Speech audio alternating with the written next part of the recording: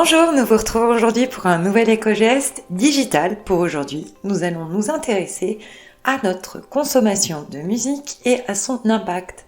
Comment faire pour limiter justement son impact quand on aime vivre ou travailler en musique? Alors premièrement, on peut jouer les fichiers qu'on a déjà présents sur nos ordinateurs ou encore écouter et réécouter nos CD ou vinyles si tant est qu'on ait encore de quoi les lire. Autre option, écouter la radio plutôt que le streaming, et on va vous expliquer pourquoi. Premièrement, parce qu'en écoutant la radio, on va alléger la bande passante de nos réseaux, et ensuite parce qu'on aura le plaisir de découvrir une grande variété de titres. On polluera moins en écoutant la musique à la radio que la musique en streaming. Mais bien sûr, il faut vivre avec son temps, et si on souhaite rester aux commandes de la programmation, les plateformes de streaming sont néanmoins une alternative.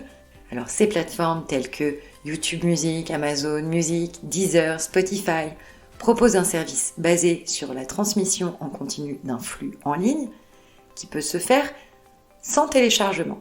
C'est pour ça qu'elles pèsent sur l'environnement, ces plateformes. Alors comment faire? Comment rester vigilant à notre impact lorsqu'on utilise ces plateformes de streaming? Premièrement, on va privilégier les plateformes de streaming audio plutôt que les plateformes de streaming vidéo.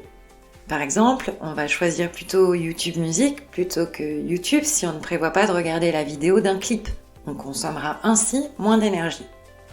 Et s'agissant de nos artistes ou nos playlists ou podcasts préférés, si on envisage de les réécouter un grand nombre de fois, il faudra mieux les télécharger afin de pouvoir les réécouter, notamment en étant déconnecté, une fonction qui est proposée par une majorité de plateformes.